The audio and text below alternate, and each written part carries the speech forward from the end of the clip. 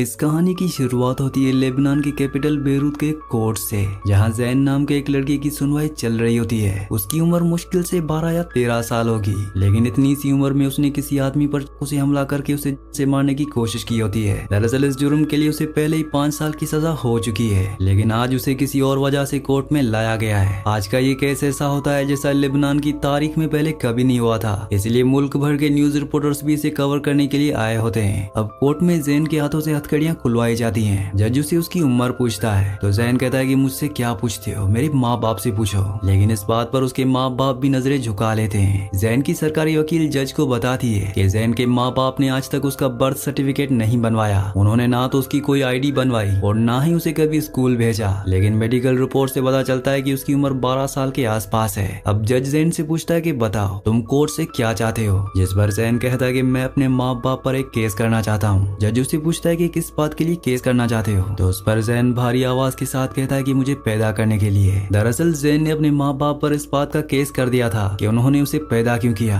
अब इसके बाद कहानी कुछ महीने पीछे चली जाती है। यहाँ पर हमें दिखाया जाता है कि जैन अपने माँ बाप और 7 छोटे भाई बहनों के साथ बेरूत के एक छोटे झोपड़पट्टी के इलाके में किराए के एक छोटे से घर में रहता है। इस छोटे से घर की हालत बहुत ही खराब होती है और इसमें हर वक्त पानी लीक हो रहा होता है, लेकिन उसके माँ बाप इतने गरीब होते हैं कि जानवरों के रहने जैसी जगह को भी वो अपनी खुशनसीबी मानते हैं, क्योंकि इनका मकान मालिक असद उनसे इसमें रहने का किराया नहीं लेता, मगर इसके बदले में वो जैन से अपनी दुकान के बहुत सारे काम करवाता है। असद की दुकान पर काम करते हुए जैन जब बच्चों को स्कूल बस में पढ़ने जाते देखता है तो उसका भी मन करता है कि वो भी स्कूल जाए, लेकिन जैन के माँ बाप ना तो अपने बच्चों को पढ़ाते लिखाते हैं और ना ही उनके फ्यूचर के बारे में ज्यादा सोचते हैं, क्योंकि वो अपने और अपने बच्चों के रोज के खाने के इंतजाम के जद्दोजहद से ही बाहर नहीं निकल पाते। 12 साल का जैन पूरे दिन असद की दुकान के भारी भारी काम करता है। असद भी रोजाना शाम को उसके माँ बाप के लिए सिगरेट और उसकी 11 साल की बहन शहर के खाने के लिए कुछ न कुछ बेचता है, लेकिन असद का यह रहमो करम ऐसे ही नहीं था, क्योंकि जैन अब समझने लगा था कि असद की गंदी नजर उसकी बहन के ऊपर है। इसलिए और ज्यादा पैसे कमाने के लिए वो असद की दुकान पर काम करने के अलावा अपने भाई बहनों के साथ मिलकर सड़कों पर जूस भी बेचता है। इसके अलावा जैन की माँ उसे एक इलीगल काम भी करवाती है। वो उसे डॉक्टर का फर्जी प्रिस्क्रिप्शन देकर उसे कुछ दवाइयाँ मंगवाया करती है। घर पर वो इन दवाइयों को पीस कर पानी में डालती है और उस पानी में कपड़े डालकर उन्हें सुखा लेती है। इसके बाद वो उन कपड़ों को लेकर अपने बड़े बेटे इब्राहिम से मिलने जेल जाती है, जहाँ इब्राहिम इन कपड़ों को निचोड़कर उसको जेल के कैदियों को बेच देता है और इस तरह जैसे तैसे उनकी फैमिली के खाने का इंतजाम हो पाता है। इतनी छोटी सी उम्र में इतने भारी काम करने के बाद घर पर वो अपने छोटे भाई बहनों का भी ध्यान रखता है। वो अपने 7 बहनों भाइयों के साथ एक ही बिस्तर पर सोता है और पर्दे के पीछे उसके माँ बाप और ज्यादा बच्चे पैदा करने की तैयारी में लगे रहते हैं। जैन के माँ बाप गरीब होने के साथ साथ अनपढ़ भी हैं और गरीबी की इतनी मार झेलने के बाद भी वो लगातार बच्चे पैदा किए जा रहे हैं। एक दिन सुबह उठकर जैन देखता है कि चद्दर पर लाल सा कुछ लगा हुआ है। उस वक्त तो उसे कुछ समझ नहीं आता, लेकिन दिन में जूस बेचते वक्त अचानक उसकी नजर शहर के कपड़ों पर जाती है जिन पर खून लगा होता है। ये देखकर वो उसे जल्दी से एक वॉशरूम में ले जाता है, जहाँ वो उसके कपड़े धोता है और उसे यूज करने के लिए अपनी बनियान दे देता है। वो उसे समझाता है कि याद है ना तुम्हारी सहेली आलिया के साथ क्या हुआ था। जब पहली बार उसके साथ ऐसा हुआ तो पता चला कि उसकी माँ ने उसे कमरे में बंद कर दिया है और फिर उसे एक मोटे आदमी को बेच दिया था। ऐसे ही अगर हमारी माँ को भी ये बात पता चल गई तो वो भी शादी के नाम पर तुम्हें असद को बेच देगी। वो तुम्हें अपने घर की 4 दीवारी में कैद कर देगा और तुम्हें कहीं जाने नहीं देगा, यहाँ तक कि फिर तुम हमसे भी कभी नहीं मिल पाओगी। अगले दिन वो असद की दुकान से पैड्स के कुछ पैकेट्स चुरा लेता है और अपनी बहन को जाकर देता है। अब वो अपनी बहन को असद के पास थोड़ी देर भी नहीं छोड़ता। इसके अलावा सड़कों पर जूस बेचते हुए जब कभी कुछ आवारा लड़के उसकी बहन को छेड़ने लगते हैं तो अपने कद काटे की परवाह किए बगैर ही वो उनसे भिड़ जाता। वो हमेशा अपनी बहन की हिफाजत करता है। साथ ही इसी तरह के कमीने लोगों से उसे अपने आप को भी बचाना पड़ता है और हर रोज जिल्लत का सामना करके जीना पड़ता है, क्योंकि उसके जैसे गरीब बच्चों की किसी की नजर में कोई हैसियत नहीं है और उनके होने या ना होने से किसी को कोई फर्क नहीं पड़ता। इस तरह दिन भर असद की गुलामी करने के बाद घर आकर वो अपने भाई बहनों की देखभाल करता है और इतना कुछ करने के बाद भी उसके माँ बाप बात बात पर उसे डांटते हैं और उसे मारते रहते हैं। जैन के हालात ने उसके बचपन को एक नरक बना दिया होता है। उसके सपनों और उम्मीदों का गला घोटकर उसे मजबूरियों की ऐसी जंजीरों में बांध दिया गया होता है जिनसे उसका आजाद होना लगभग नामुमकिन था। एक दिन जब वो काम से घर लौटकर आता है तो वो देखता है कि 2 मुर्गियां लेकर असद और उसका बाप उनके घर आए होते हैं। शहर वहाँ सज धज कर असद के पास बैठी होती है। ये देखते ही जैन सब समझ जाता है और गुस्से में अपनी माँ से कहता है इन दोनों को अभी यहाँ से भगाओ वरना मैं इन दोनों की जान ले लूंगा। इस पर जैन की माँ उसे चुप कराने लगती है और उसे डांटते हुए और पीटते हुए कहती है कि शहर के बदले में वो हमारे कुछ महीनों का किराया और माफ कर देगा, नहीं तो हम सबको सड़कों पर रहकर भीख मांगनी पड़ेगी। जैन जब अभी भी असद को यहाँ से भगाने की जिद पर अड़ा रहता है तो उसकी माँ जूस लेकर अंदर जाती है। जैन के इस ड्रामे से बचने के लिए वो शहर को बाहर भेज देती है। शहर के बाहर आते ही जैन उसे डांटता है और गुस्से में उसके होंठों की लिपस्टिक को हाथ से रगड़ देता है। इसके बाद रात को उसके माँ बाप दोनों मुंह लटका कर बैठे होते हैं, क्योंकि उन्हें पता होता है कि 11 साल की लड़की के साथ वो ये सब गलत कर रहे हैं। लेकिन उनके हालात ऐसे होते हैं कि इसके अलावा उनके पास कोई और रास्ता नहीं होता। न जाने कब से उन्होंने असद को उसके घर का किराया नहीं दिया होता, इसीलिए अगर वो उसकी बात नहीं मानते तो असद उन्हें घर से निकाल देता और उनके पास रहने का कोई ठिकाना नहीं बचता। अब पूरी रात जैन अपनी पलकें भी नहीं झपका पाता। उसकी आंखों में नींद तो होती है, लेकिन उसका दिल बेचैन था, क्योंकि उसे अपनी बहन की बहुत टेंशन हो रही होती है। लेकिन कब तक वो अपने हाथ पर हाथ धरे बैठा रहता। अब वो फैसला कर लेता है कि अपनी बहनों को वो यहाँ से कहीं दूर ले जाएगा, जहाँ ये बेरहम लोग उन्हें छू भी ना सकें। इसलिए सुबह सबके उठने से पहले ही वो अपनी माँ के पर्स में से कुछ पैसे निकालता है और एक बड़ी पॉलीथीन में अपने और अपने बहनों के कपड़े रख लेता है। इसके बाद वो शहर के कान में कहता है कि मैं तुम्हें यहाँ से कहीं दूर ले जाऊंगा। मैं कुछ इंतजाम करने के लिए अभी बाहर जा रहा हूँ, मेरे वापस आने तक तुम तैयार हो जाना। अब वो असद की दुकान से कुछ सामान चुरा कर शहर को लेने के लिए घर वापस आता है। लेकिन जब वो वापस आता है तो वो देखता है कि उसकी माँ उसकी बहन की पकड़कर उसे बाहर खींचकर ला रही होती है। उसके माँ बाप उसे असद के घर छोड़ने जा रहे होते हैं, क्योंकि उन्होंने उसे घर से भागने की तैयारी करते हुए पकड़ लिया था। जैन ये देखकर अपनी माँ के ऊपर चिल्लाता है और शहर को उसे छुड़ाने की कोशिश करता है, लेकिन उसकी माँ उसे डांटते और पीटते हुए कहती है कि तुम बीच में मत पड़ो, ये हमारा फैसला है। जैन फिर भी शहर का हाथ अपनी माँ से छुड़ा लेता है, लेकिन तभी पीछे से उसका बाप सलीम शहर को उठाकर बाहर ले जाता है। जैन उसे छुड़ाने की काफी कोशिश करता है, लेकिन इसके लिए वो काफी छोटा था। उसका बाप शहर को स्कूटर पर बिठाकर ले जाता है। जैन रोते हुए स्कूटर का पीछा करता रह जाता है। उसकी बहन चिल्लाते उसे आवाज देती रहती है, लेकिन जैन के नन्हे हाथ पैर उसे बचा नहीं सकते थे। जैन अब पूरी तरह से हार चुका होता है। उसकी आंखों में आंसू और गुस्सा होता है। अपना गुस्सा वो एक घर के दरवाजे पर उतारने लगता है, जिसे देखकर उसकी माँ उसे लगती है। लेकिन जैन आज उसे अपना हाथ छुड़ाकर भागता ही जाता है और वापस मुड़कर नहीं देखता। इस तरह भागते हुए वो घर से काफी दूर निकल जाता है और जाकर एक बस में बैठ जाता है। अब एक बार फिर से हमें कोर्ट का सीन दिखाया जाता है, जहाँ जैन के फादर कहते हैं कि मैंने शहर के भले के लिए उसकी शादी की थी, क्योंकि मेरे पास उसके खाने पीने और सोने तक का कोई ढंग का इंतजाम नहीं था। मैंने सोचा असद के घर जाकर उसे कम से कम पेट भर खाना और ढंग के बिस्तर पर सोने को तो मिल जाएगा। फिर वो जज से कहता है कि आपको लग रहा होगा कि सब मेरी गलती है, लेकिन जिन हालात में मैं पैदा हुआ और पड़ा हुआ, अगर ऐसा नहीं होता तो शायद आज मैं आप लोगों से भी बेहतर इंसान होता।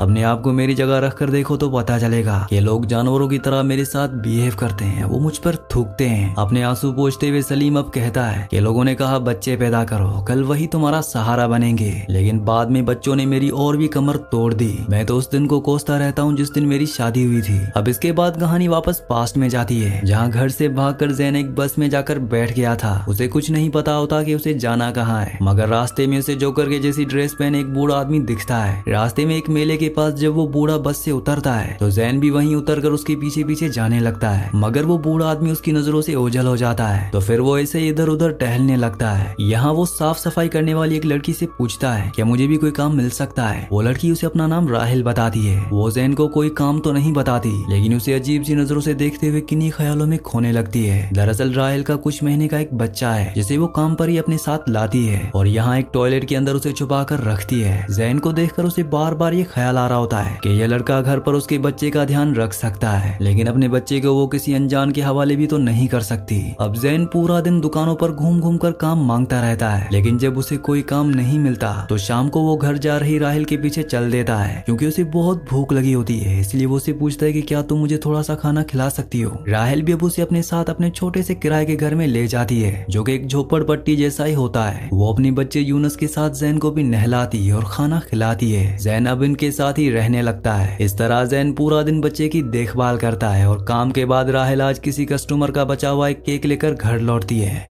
आज वो जैन को अपनी सच्चाई बताती है। वो उसे कहती है कि वो इथियोपिया कंट्री से घरेलू कामकाज के लिए यहाँ आई थी और उसका असली नाम राहिल है, लेकिन 6 साल एक ही जगह काम करने के बाद वो किसी के प्यार में पड़कर उसके साथ भाग निकली और उसके पेपर्स भी अपनी पुरानी मालकिन के पास ही रह गए। बाद में जब वो प्रेग्नेंट हो गई तो जिसके साथ वो भागी थी वो भी उसे छोड़कर चला गया। तब से अब तक वो फर्जी पेपर्स के साथ रह रही है, मगर अब वो पेपर्स भी एक्सपायर हो गए होंगे। अब अगले दिन काम के बाद वो एस्प्रो नाम के एक एजेंट के पास जाती है, जो लीगल तरीके से उसके पेपर्स बनवाने के $1500 मांगता है। बड़ी मुश्किल से राहेल सिर्फ $1000 का इंतजाम कर पाई होती है, लेकिन एस्प्रो अब उसे कहता है कि मैं फ्री में तुम्हारे पेपर्स तैयार कर दूंगा, बस मुझे अपना बच्चा दे दो। वैसे भी कानून की नजर में वो बच्चा इलीगल है और जिस दिन वो पकड़ा गया तो वो हमेशा के लिए तुमसे अलग कर दिया जाएगा। इस बात पर राहेल को बहुत गुस्सा आता है और वो घर वापस आ जाती है। इसके बाद वो अपनी जान पहचान के कई लोगों के पास पैसे मांगने जाती है, लेकिन कई दिन भटकने के बाद भी कहीं से पैसे का कोई भी इंतजाम नहीं होता। वो रोजाना अपने बच्चे यूनुस को जैन के पास छोड़कर कभी किसी से कुछ पैसे उधार मांगती तो कभी किसी काम के बदले एडवांस मांगती, यहाँ तक कि वो अपने सर के बाल तक बेच देती है। जैन भी रोजाना घर पर पड़े पड़े बोर होने लगता है और अपनी बहन शहर को याद करके अक्सर उसकी आंखों से आंसू बहने लगते हैं। एक दिन जैन और अपने बच्चे को छोड़कर राहेल घर से निकलती है, लेकिन उस दिन से वो वापस नहीं लौटती क्योंकि पेपर्स ना होने की वजह से पुलिस ने उसे पकड़ लिया। उसके साथ वाली दूसरी कैदी उसे समझाती है कि पुलिस को अपने बच्चे के बारे में बिल्कुल भी मत बताना, वरना उसे हमेशा के लिए तुमसे छीन लिया जाएगा और उसे किसी ऑर्फनेज में दे दिया जाएगा। राहेल ये सब बिल्कुल भी नहीं चाहती कि उसका बच्चा उसे छिन जाए, इसलिए वो अपने बच्चे की बात को छुपा कर रखती है और उसके बारे में सोचकर रात भर रोती रहती है। दूसरी तरफ जब पूरी रात के इंतजार के बाद भी राहेल नहीं आती तो अगले दिन जैन यूनुस को गोद में लटकाकर उस जगह जाता है जहाँ वो साफ सफाई का काम करती थी। वो वहाँ काम करने वाले एक आदमी से पूछता है, लेकिन वो आदमी बताता है कि कल से वो यहाँ आए ही नहीं, मगर वो जैन को एस्प्रो के बारे में बता देता है क्योंकि राहेल अक्सर उसकी दुकान के चक्कर काटती रहती थी। अब जैन उस मार्केट में जाकर एस्प्रो से मिलता है, जो राहेल का नंबर भी लगाकर देखता है लेकिन वो बंद होता है। अब एस्प्रो जैन के खाने के लिए कुछ मंगाता है और उसे कहता है कि इस बच्चे को मुझे दे दो, राहेल से मेरी बात हो चुकी है, मैं इसे फॉरेन में किसी अच्छी फैमिली के हवाले कर दूंगा। लेकिन जैन उसकी बातों में नहीं आता और उसे यूनुस को लेकर घर वापस आ जाता है। अब तक यूनुस भूख की वजह से बहुत ज्यादा रोने लगता है। जैन बाहर एक दुकान पर जाता है, लेकिन उसके पास इतने पैसे नहीं होते कि वो यूनुस के लिए दूध खरीद सके, इसलिए वो रास्ते में अपने घर के सामने बैठकर दूध पी रहे एक बच्चे से उसकी दूध की बोतल छीनकर ले आता है। अगले दिन वो किसी दुकान से नीचे गिरी मछलियां उठाकर ले आता है और इन्हें भूनकर किसी तरह अपना और यूनुस का पेट भरता है, लेकिन अब वो देखता है कि घर की टंकी का पानी भी खत्म हो चुका है।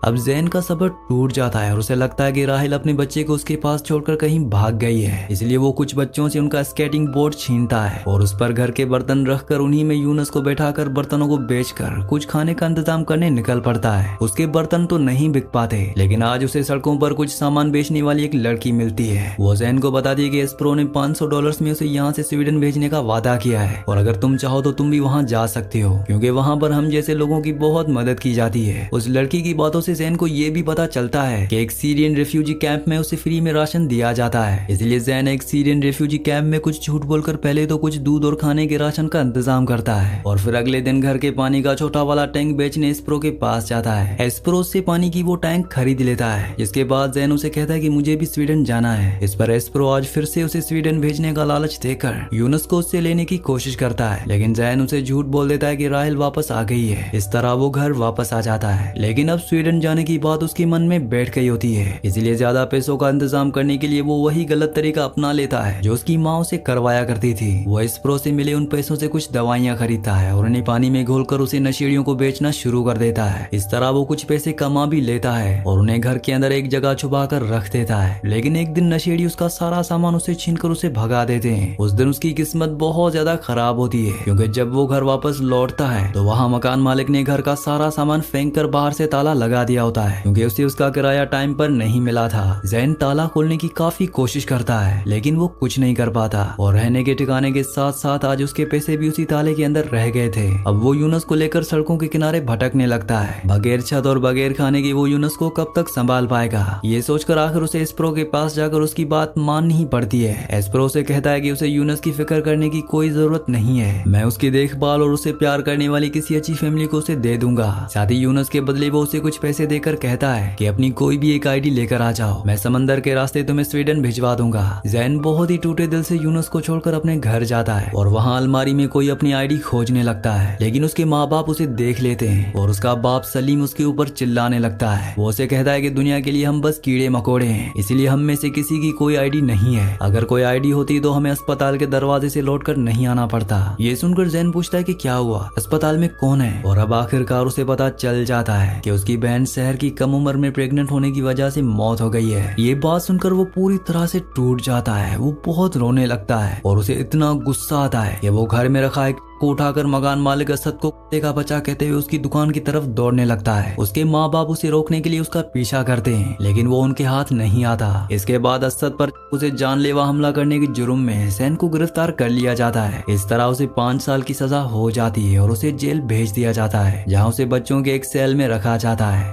अब कहानी एक बार फिर से प्रेजेंट में आती है, जहाँ व्हील चेयर पर असद को कोर्ट में लाया जाता है। जज उसे पूछता है कि क्या 11 साल की लड़की की शादी की उम्र होती है। इस पर असद कहता है कि मुझे नहीं पता था कि उसकी मौत हो जाएगी, क्योंकि यहाँ बहुत सारी लड़कियों की शादी इसी उम्र में होती है। यहाँ तक कि मेरी सौतेली माँ की शादी भी इसी उम्र में हुई थी और वो आज तक जिंदा है। अब जैन की माँ रोते हुए बताती है कि हम उसे हॉस्पिटल लेकर गए, लेकिन उसकी कोई आईडी ना होने की वजह से हॉस्पिटल वालों ने उसे एडमिट नहीं किया और शहर ने गेट के बाहर ही दम तोड़ दिया। इस पर जैन की वकील सोच से गुस्से में पूछती है कि तुम लोगों ने शहर की कोई आईडी क्यों नहीं बनवाई थी। वकील के इस तरह सवाल करने पर सोच के आंसू गुस्से में बदल जाते हैं और वह कहती है कि मुझ पर इल्जाम लगाने की तुम्हारी हिम्मत कैसे हुई। मैं भी अपने बच्चों से उतना ही प्यार करती हूँ जितना तुम लोग करते होगे, लेकिन गरीबी और हालात का सामना जिस तरह मैंने किया है, जिस तरह अपने बच्चों को चीनी का पानी पिला पिला कर सुलाया है, मेरी जगह अगर तुम होती तो कब की अपने आप को फांसी पर लटका लेती। अपने बच्चों के खातिर मैंने 100 जुर्म किए और तुम कहती हो कि मैं अपने बच्चों से प्यार नहीं करती। स्वाद और सलीम अब अपने आंसू पोंछते हैं और कहानी एक बार फिर से पास्ट में चली जाती है। एक दिन जेल में जैन की माँ सौद उसे मिलने आती है। उसे देखते ही जैन गुस्से से भर जाता है और उसे शहर की मौत का जिम्मेदार बताता है। जैन की आंखों में शहर की मौत का गम और गुस्सा देखकर स्वाद कहती है कि ऊपर वाला जब कुछ छीनता है तो बदले में कुछ देता भी है। दरअसल वो एक बार फिर से प्रेग्नेंट होती है। वो जैन से कहती है कि अगर लड़की हुई तो हम उसका नाम शहर रखेंगे और तुम्हारे बाहर आने तक वो चलने भी लगेगी। स्वाद को लगा था कि इससे जैन का दुख शायद कुछ कम हो जाएगा, लेकिन जैन इस बात पर भड़क जाता है और अपनी माँ को पत्थर कहते हुए अपनी सेल में चला जाता है। इसके बाद दिखाया जाता है कि एक दिन जेल में लगी टीवी पर जैन और दूसरे कैदी एक लाइव प्रोग्राम देख रहे होते हैं, जिसमें बच्चों के ऊपर होने वाले टॉर्चर्स के ऊपर बात की जा रही होती है। इस प्रोग्राम में एक नंबर भी दिया गया होता है जिस पर कोई भी इसी तरह की अपनी भी कोई कहानी बता सकता था। उस नंबर को जैन याद कर लेता है और वो जेल में लगे फोन से नंबर लगा देता है। वो कहता है कि मैं बच्चों की जेल से बोल रहा हूँ और मुझे अपने माँ बाप के ऊपर एक केस करना है। उसकी बातें सुनकर प्रोग्राम का एंकर हैरान रह जाता है और जैन से कहता है कि पूरी बात बताओ, तुम कहना क्या चाहते हो। अब जैन कहना शुरू करता है कि जो लोग बच्चों को पाल नहीं सकते वो बच्चे पैदा ही ना करें, क्योंकि मेरे जैसे बच्चों को मारपीट, जिल्लत और भूखमरी के अलावा कुछ नहीं मिलता।